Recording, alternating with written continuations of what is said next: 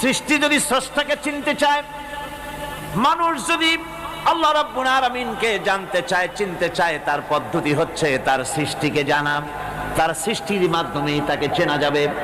আল্লাহ পাক বলেন, الذين يذكرون الله قياما وقعودا وعلى جنوبهم ويتفكرون في خلق السماوات والأرض ربنا ما خلقت هذا باطلا سبحانك فقنا عذاب النار الذين يذكرون الله قياما وقعودا وعلى جنوبهم যারা দাঁড়িয়ে বসে শুয়ে এক কথায় সর্বাবস্থায় যারা আল্লাহ পাককে স্মরণ করে, তার আকাশ এবং জমিন সৃষ্টির ব্যাপারে চিন্তা ভাবনা করে, রাত এবং দিনের পরিবর্তনের চিন্তা করে, তার সৃষ্টি নৈপুণ্যতা নিয়ে যারা গবেষণা করে, তারাই হচ্ছে আল্লাহ পাকের খাঁটি বান্দা।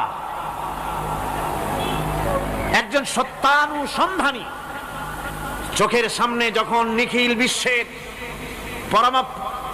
পরমাণু থেকে শুরু করে সূর্য, চন্দ্র, গ্রহ, নক্ষত্র, বিশাল আকাশ পর্যন্ত, গাছপালা, তরুলতা, সমুদ্র, মহাসমুদ্র, পশু পক্ষী ইত্যাদি যখন তার নজরে পড়ে, তখন একজন সত্যের অনুসারী ব্যক্তি, একজন সত্যের অনুসন্ধানী ব্যক্তি, তার মুখ থেকে বেসাক্তা স্বতঃস্ফূর্ত ভাবে নিজের অজান্তে মুখ থেকে যে শব্দটা বেরোয়, সে শব্দটা হচ্ছে আলহামদুলিল্লাহি রাব্বিল আলামিন। সমস্ত প্রশংসা হচ্ছে ওই আল্লাহ পাকের, যিনি এগুলিকে সৃষ্টি করেছেন। আর তিনি কোনো কিছু কি বেকার সৃষ্টি করেন নাই, খামোখা সৃষ্টি করেন নাই। প্রত্যেকটির পেছনে রয়েছে বিরাট বিরাট উদ্দেশ্য। এখানে মানুষের সবচাইতে বড় ভ্রান্তি, মানুষের সবচাইতে বড় ভুল, সেটা হলো এই, দুর্ভাগ্যজনক ভাবে সকল সৌন্দর্যের মহাশিল্পী আল্লাহ পাককে মানুষ ভুলে যায়। তারা প্রশংসা করে নদীর, প্রশংসা করে নারীর অঙ্গ প্রত্যঙ্গ নিয়ে তারা কবিতা লেখে, নারীর সৌন্দর্য নিয়ে কবিতা লেখে, সাহিত্য রচনা করে, সূর্য নিয়ে, চন্দ্র নিয়ে, চাঁদের মায়াবী জ্যোৎস্না নিয়ে, এর সুন্দর সুষমা নিয়ে কবিতা লেখে, প্রজাপতির রং দিয়ে গান তৈরি করে, ফুলের সৌন্দর্য এবং তার সৌরভ দেখে মানুষ পাগল হয়ে যায়। এগুলির পিছনে গান, সাহিত্য ইত্যাদি কবিতা রচনা করে। কিন্তু এই সৌন্দর্য যিনি সৃষ্টি করেছেন, সে আল্লাহ পাককে বেমালুম ভুলে যায়।